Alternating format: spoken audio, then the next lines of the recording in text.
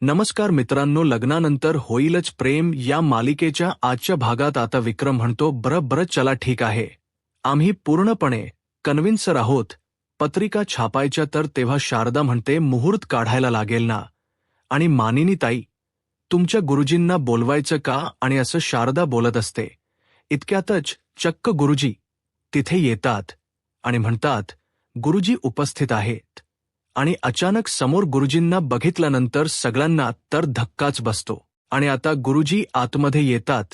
तर विक्रम म्हणतो, अखेर नाही गुरुजी, तुमची खरंच कमाल आहे. हो नाही म्हणजे असं अचानक कसं काय प्रकट होतात तुम्ही. नाही म्हणजे आम्ही नुसती मनात तुमची आठवण काढली की तुम्ही एकदम समोर हजर असता.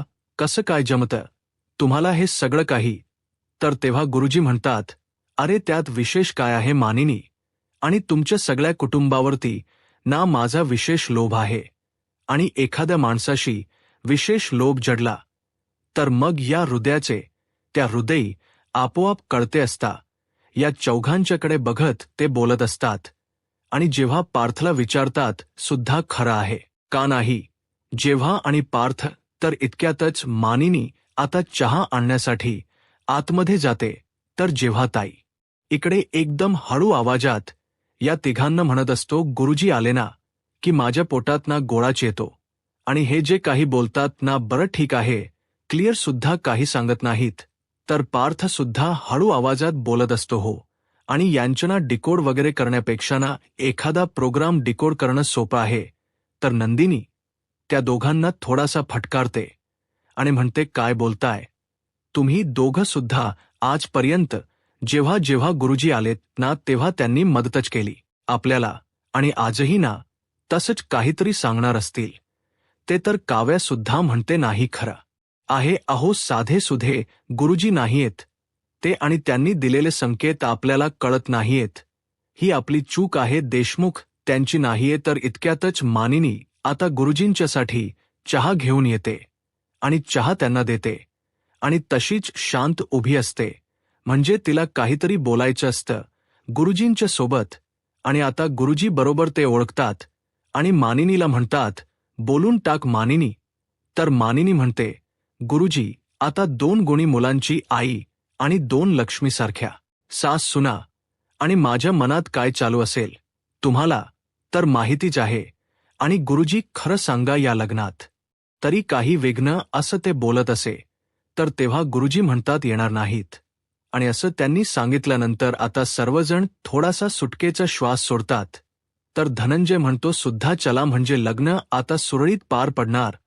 तर गुरुजी पण अखेर म्हणतात, जे सुरळीत पार पडायचं आहे ते पडेलच, पण माणसाने निश्चिंत राहू नये. आणि असं त्यांनी म्हटल्यानंतर आता परत सगळ्यांना थोडासा धक्का बसतोच. आणि तुम्हीही राहू नका, कारण जुनी दुखणी अजूनही पूर्णपणे ब्री झालेली नाहीयेत. तर तेव्हा मानिनी विचारते, जुनी दुखणी म्हणजे. तर गुरुजी आता डायरेक्ट बोलतात, वसुताई आणि रम्या. आणि असं त्यांनी म्हटल्यानंतर या दोघी धक्क्यानेच एकदम त्यांच्याकडे बघू लागतात.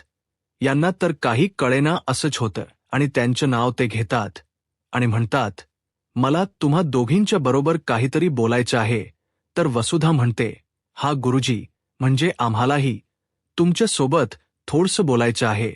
आणि ती मानिनीला विचारते, मानिनी, आम्ही आमच्या रूममध्ये गुरुजींच्या सोबत बोलत बसू का. आणि असं सांगून आता गुरुजींना घेऊन ती त्यांच्या रूमकडे जाऊ लागते.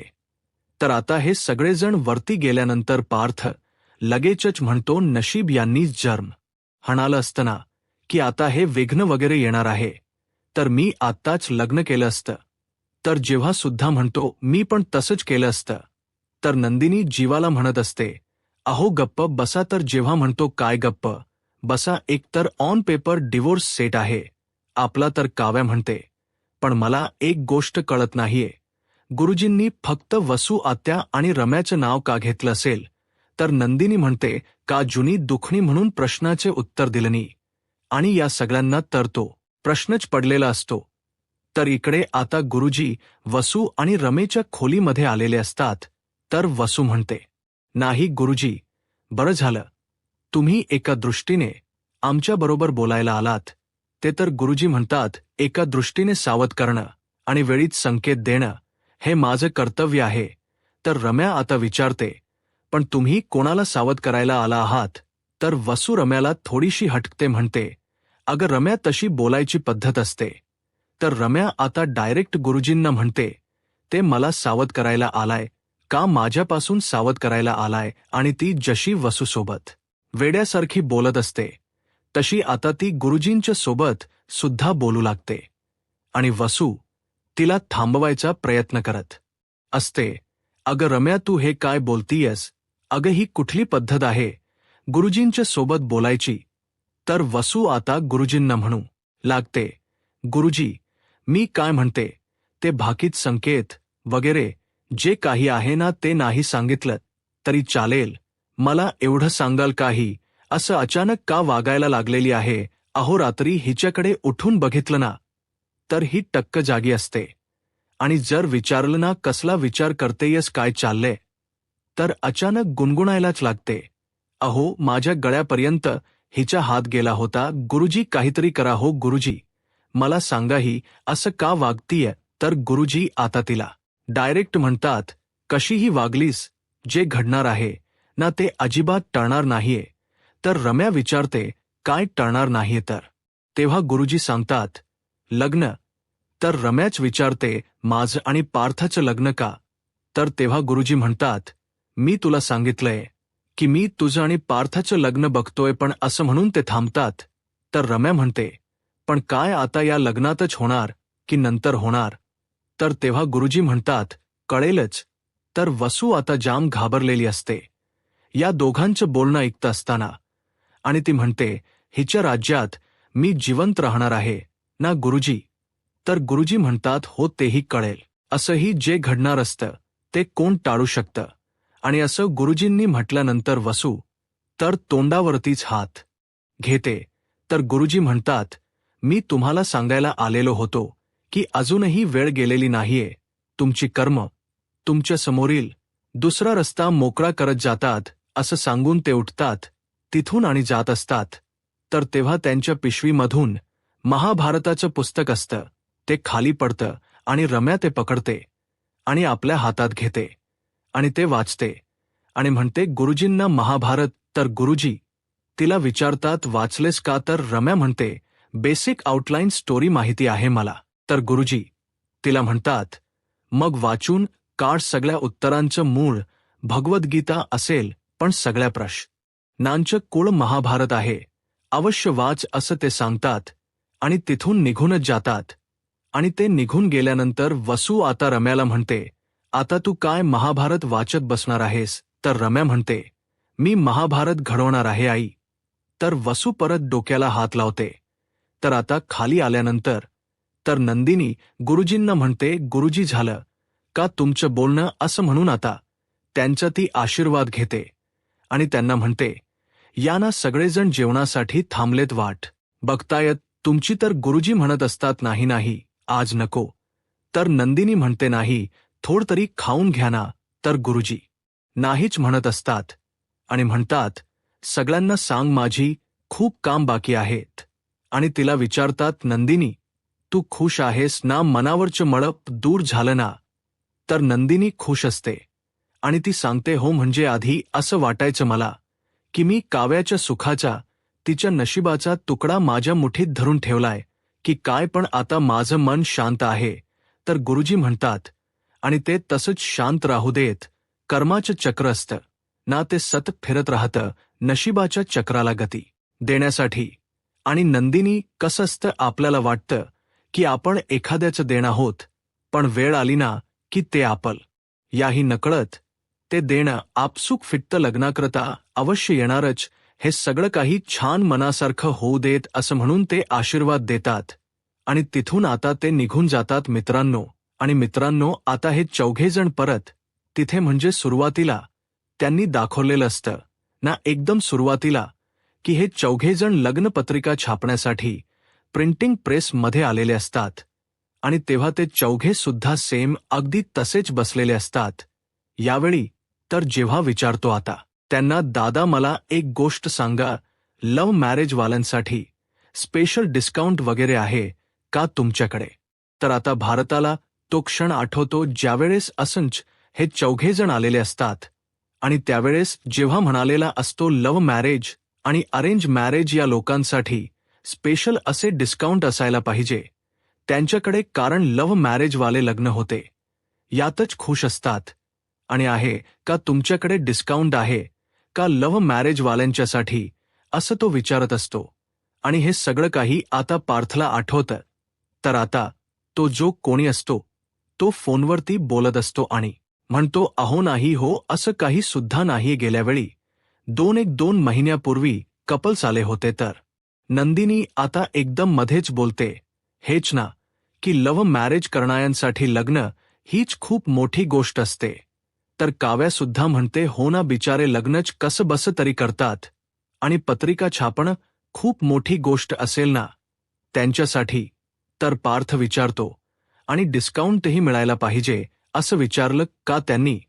तर तेव्हा तो म्हणत असतो, म्हणजे अजून फोनवरती बोलतच असतो आणि म्हणतो, हो डिक्टो हेच म्हणाले. आणि तुमच्याकडे बघतो आणि तुमच्याकडे बघितल्यानंतर त्याला धक्काच बसतो आणि तो म्हणतो, अरे तुम्ही तेच लोक आहात ना. तर जेव्हा म्हणतो, हो ही तेच लोक आहोत ज्यांनी तुम्हाला हे सगळे काही प्रश्न विचारले होते. आणि तेव्हा सर्वजणच हसत असतात. तर नंदिनी म्हणते, हेच ते आहेत आगाऊ डिस्काउंट मागणारे.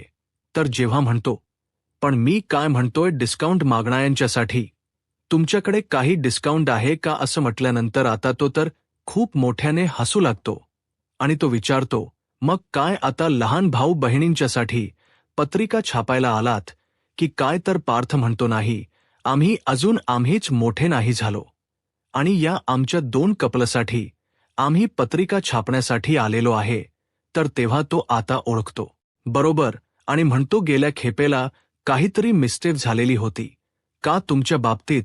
आणि हा आता काव्याला तो क्षण आठवतो ज्यावेळेस हा जो मॅनेजर असतो तो वाचत असतो, म्हणत असतो, चिरंजीव पार्थ यांचा विवाह काव्या यांच्या सोबत करण्याचे योजिले आहे. आणि असं त्याने म्हटल्यानंतर या चौघांना सुद्धा धक्का बसलेला असतो त्यावेळेस आणि चुकून त्याने पार्थ आणि काव्याचं नाव एकत्र छापलेलं असतं. तर काव्यात ती आठवल्यानंतर म्हणते, नाही हो, तुमची काही सुद्धा चूक नाहीये त्याच्यामध्ये. तर पार्थ सुद्धा म्हणतो, नाही, ऍक्च्युली ना, युनिव्हर्सने तुमच्या थ्रू आम्हाला सांगण्याचा प्रयत्न केलेला होता की आम्ही चूक करतोय. तर मॅनेजर म्हणतो, मिरॅकल उगाचच नाही, आम्ही आमच्या दुकानाचं नाव मिरॅकल्स ठेवलेलं असं म्हटल्यानंतर तरी सर्वजणच हसू लागतात. तर नंदिनी सांगते, आता तर ती चूक सुधारण्यासाठी आम्ही इथे आलेलो आहे. तर जेव्हा आता परत म्हणतो, मी काय म्हणतोय, चूक सुधारण्यासाठी तुमच्याकडे काही डिस्काउंट आहे का असं म्हटल्यानंतर तर सर्वजण परत मोठमोठ्याने हसू लागतात. आणि पार्थ तर म्हणतो, अरे वेडा आहेस का तू. आणि म्हणतो, अरे आय एम सॉरी, हसू नकारे. तर जेव्हा त्याला म्हणतो, अरे तुझं तरी हसू आवरत का बघ आधी तुला स्वतःला. तर नंदिनी म्हणते, अहो जीवा, आता हा मध्ये किती वेळ घालवणार आहात, आपण ज्यासाठी आलोय ते करूयात ना आपण. आणि त्यांना म्हणते, जरा पत्रिका बघा ना प्लीज. तर काव्या तर नंदिनीला चिडवू लागते, म्हणते, अच्छा किती ती घाई. तर जेव्हा सुद्धा नंदिनीला चिडवू लागतो, किती घाई लागली ना तुला. तर तो मॅनेजर म्हणतो, ब्र छान जोक मारता, नवरा नवरीचं नाव काय आहे असं तो विचारतो. तर तेव्हा आता पार्थ सांगतो, पार्थ देशमुख. आणि काव्या म्हणते, आणि काव्या देशमुख. तर तेव्हा तो मॅनेजर म्हणतो, हे कसं काय शक्य आहे, दोघं सुद्धा देशमुख. तर काव्या म्हणते, नाही, I am sorry, Parth Deshmukh आणि काव्या मोहिते, आमचं लग्न होणार आहे. तर जेव्हा म्हणतो, आणि जेव्हा देशमुख यांचा शुभ विवाह. आणि नंदिनी पुढे कंटिन्यू करते, म्हणते, नंदिनी मोहिते यांच्यासोबत पार पडणार आहे. आणि तो मॅनेजर ते सगळं काही तसं लिहून घेत असतो आणि त्यानंतर म्हणतो, बरं ठीक आहे, मी तुम्हाला छान असे संपल्स दाखवतो. आणि यांच्या इकडे सगळं पत्रिकेचं चालू असतं आणि इकडे घरामध्ये तर आता लग्नाचा बस्ता काढायचा कार्यक्रम सुरू असतो. या सर्वजण बायका छान असं साडी वगैरे निवडत बसलेले असतात. मानिनी असते तिथे, शारदा असते, वसू सुद्धा असते आणि रम्या सुद्धा असते. तर तो साडीवाला म्हणतो, ताई, एक साड्या आहेत आपल्याकडे आणि पिवळी साडी दाखवत म्हणतो, हे बघा, हळदीसाठी ही खूप छान साडी आहे. आणि तेवढ्यात आता इकडून वरून जीवा आणि नंदिनी सुद्धा खाली येत असतात. तर जेव्हा तिथेच थांबतो तर नंदिनी त्याला म्हणते, अहो थांबलायत काय, चला ना खाली. तर जेव्हा म्हणतो, अगं पण बायकांच्या मध्ये माझं काय काम आहे, तर नंदिनी म्हणते, अहो माझं काय काम म्हणजे मला साड्या निवडायला मदत करा ना. तर जेव्हा म्हणतो, अगं ते तर मी इथूनही करू शकतो. आणि म्हणतो, जा मेरा मखना मखना सोनी असं म्हणत असताना नंदिनी म्हणते, अहो असं काही करू नका. सगळेजण बसले तिथे. तर जीवा म्हणतो, अगं जाना, तुला मी इथून सांगतो कुठला कलर आहे ते, फक्त तू माझ्याकडे लक्ष दे. तर नंदिनी ठीक आहे म्हणते आणि ती आता खाली जाते. तर ती येऊन बसल्यानंतर रम्या म्हणते, दादा आमची नवरी आली, तिच्यासाठी एक मस्त साडी दाखवा. तर तेव्हा इकडून आता काव्या आणि पार्थ सुद्धा येतात. तर काव्या साड्या बघितल्यानंतर म्हणते, छान आहेत ना साड्या, आणि ती पार्थला म्हणत असते, चला ना. तर पार्थ सुद्धा तिला म्हणत असतो, नाही नको. तर काव्या म्हणते, अहो चला ना, मला सांगा तरी. पार्थ म्हणतो, नाही नाही, तुमच्या आवडीची घ्या, ऐकाना, बायका आहेत तिथं, नको, तुमचं तुमचं असं चालू द्यात. असं म्हणून तो आता तिथून निघूनच जातो. तर काव्या येऊन तिथे बसते. तर ती आल्यावर रम्या म्हणते, हे बघा, आमची दुसरी नवरी सुद्धा आली, 2 नवरे आहेत आणि हिला सुद्धा मस्त साडी दाखवा. तर नंदिनी म्हणते, तसं नाही दादा, सगळ्यांच्यासाठी छान साड्या दाखवा. आणि रम्याला म्हणते, तू पण बघ रम्या. तर तेव्हा काव्या म्हणते, अगं नंदिनी ताई, आज तर रेखाताई आणि चित्राताई सुद्धा आल्यात, त्यांच्यासाठी सुद्धा साड्या बघायच्या आहेत ना. आणि हो, सगळ्यात महत्वाची व्यक्ती आशाताई, त्यांच्यासाठी तर सगळ्यात महागडी साडी निवडूया. तर तेव्हा रेखा ताई म्हणते, काव्या, नंदिनी ताई, आणि तुझं लग्न म्हणजे आमच्यासाठी ना आनंदाचा सोहळाच आहे. तर चित्रा सुद्धा म्हणते, अगं हो ना नंदिनी ताई, आणि जीवा दादा यांनीच तर माझं कन्यादान केले, त्यांच्या आणि तुमच्या लग्नामध्ये जे पण काम पडेल ते आम्ही करूच. तर काव्या म्हणते, हो, पण आता सगळ्यात महत्वाचं काम हे आहे की तुमच्यासाठी सुंदर साड्या निवडायच्या आहेत, त्या काढूयात आपण आधी पटकन. आणि आता या सगळ्या जणी अशा साड्या निवडायच्या बेतात असतात आणि छान आनंदी वातावरण असतं. तर इतक्यात आता हा जीवा जो असतो वरती उभा असतो आणि नंदिनी एक साडी आपल्या अंगावरती घेते आणि जीवाकडे नजर टाकते. तर तेव्हा जीवा नाही असं म्हणून तिला इशारा करतो. आणि इकडे पार्थ सुद्धा आता किचनच्या दरवाजामध्ये उभा असतो आणि तो काव्याकडेच बघत असतो. आणि काव्याने सुद्धा आपल्या अंगावरती एक साडी पांघरलेली असते.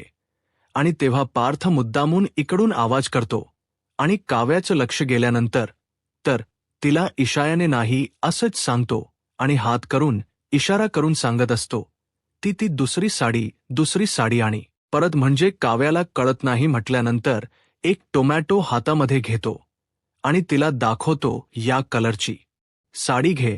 तर तेव्हा इकडे नंदिनी सुद्धा दुसरी साडी घेते आणि जीवा परत ती सुद्धा नाही असं तिला सांगतो. तर त्यानंतर पार्थ सुद्धा इकडे परत पालक हातामध्ये घेतो आणि काव्याला दाखवतो आणि या कलरची साडी घे, या कलरची साडी घे असं सांगत असतो. तर इकडे आता परत नंदिनी अजून एक साडी दाखवते. तर तेव्हा जीवा परत नाही असं म्हणून इशारा करतो. तर तेव्हा रम्याचं लक्ष थोडसं काव्याकडे जातं आणि काव्या आणि पार्थ एकमेकांच्या सोबत इशाऱ्याने बोलत असलेलं तिला दिसतं. तर त्यानंतर इकडे पार्थ आता एक लिंबू आपल्या हातामध्ये घेतो आणि बरोबर याच्या समोर आता एक लिंबू कलरची साडी आलेली असते. आणि ज्यावेळेस काव्या ती आपल्या अंगावरती घेते तर पार्थ नाही असंच इशाऱ्याने परत तिला सांगतो. तर तेव्हा आता मानिनीचं लक्ष इकडे जीवाकडे जातं आणि जीवा इशाऱ्याने तिकडून नंदिनीला सांगत असलेलं तिला दिसतं आणि ती आपल्या स्वतःशीच हसू लागते. आणि त्यानंतर काव्याकडे बघते तर इकडे पार्थ उभा असलेला तिला दिसतो आणि तो सुद्धा इशाऱ्याने काव्याला सांगत असतो, ते सुद्धा तिला दिसतं. आणि ती आता वसूला म्हणते, ताई बघितलंत का तिकडे. आणि तेव्हा वसू सुद्धा बघते आणि तिला सुद्धा ते चर्यच वाटतं. आणि आता मानिनी इथे सगळ्यांना सांगते की बघा या सगळ्यांचं काय चाललंय ते.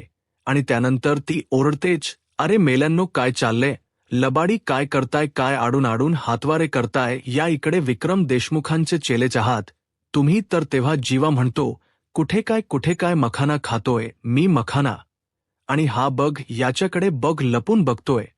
तर तेव्हा पार्थ म्हणतो नाही नाही, मी तर नूडल्स बनवतोय. तर वसू म्हणते नाही मानिनी, तू अगदी खरंच म्हणालीस, विक्रमचे चेलेच आहेत हे दोघं. आणि दोघांना म्हणते, अरे या इकडे आता. आणि जीवाला म्हणते, अरे ये खाली इकडे. तर तेव्हा जीवा म्हणतो ठीक आहे आलो आलो. आणि पार्थला म्हणतो ये रे. तर पार्थ सुद्धा म्हणतो ठीक आहे तुम्ही म्हणताय ना म्हणून येतोय. आणि आता हे दोघे सुद्धा तिथे येतात. तर पार्थ म्हणत असतो नाही, आता तू म्हणतेस म्हणून नाही तर आम्ही आलो नसतो इकडे. आणि आता जीवा लगेचच येऊन नंदिनी जवळ बसतो आणि पार्थ सुद्धा काव्याच्या शेजारी येऊन बसतो. तर तेव्हा वसू मानिनीला म्हणते, मानिनी अग तुला आठवतंय का तुमच्या वेळी विक्रमने ना काय केलं होतं आठवतं का. तर मानिनी हसते आणि सांगते, हो आठवतं ना. तर जेव्हा म्हणतो हा सांग विकीची मनू. तर पार्थ सुद्धा म्हणतो बोला माते बोला. तर मानिनी म्हणते, हो सांगते काही नाही, असंच तुमच्यासारखा आरसा धरला होता हातात आणि कवडसे पाडत होते. आणि मग आईंनी बघितलं आणि मग असं ती सांगत असते. तर मित्रांनो इकडे रम्याजी असते, ती एक एक करून साड्या आपल्या मागे लपवत असते. तर वसू पुढे म्हणते, मग ना आमच्या आईने विक्रमला चांगलं धोपटून काढलं होतं. तर पार्थ म्हणतो, हो का, म्हणजे बाबांचेच गुण आलेत का आमच्यात. तर मानिनी म्हणते, आणि आईंचे गुण माझ्यात आले देऊ का फटके. तर जेव्हा म्हणतो नाही ना मग कशाला नको. तर नंदिनी म्हणत असते हो. तर तेव्हा रम्या आता म्हणते म्हणजे हसत असते ती. आणि इतक्यातच ती म्हणते माझा फोन आलाय मी आलेच असं म्हणून ती ओढणीमध्ये 2-3 साड्या असं गुंडाळून लपवून तिथून घेऊन जाते. आणि यांचे हसे मजाक चालूच असतात इकडे. तर मित्रांनो आजच्या भागामध्ये एवढंच सांगितलंय, अगोदर देवासमोर ठेवायची म्हणून. आणि असं हे दोघं बोलत असताना वसू तिकडून घाबरूनच येते आणि या दोघांना सांगते, नंदिनी आणि काव्याला ना रम्याने खेस मास्क लावून झोपून ठेवलंय. आणि असं तिने सांगितल्यानंतर या दोघांना तर खूप मोठा धक्का बसतो. आता पुढे काय होईल हे पाहायला आत्ताच माझा महाराष्ट्र या यूट्यूब चॅनलला सबस्क्राईब करा. धन्यवाद.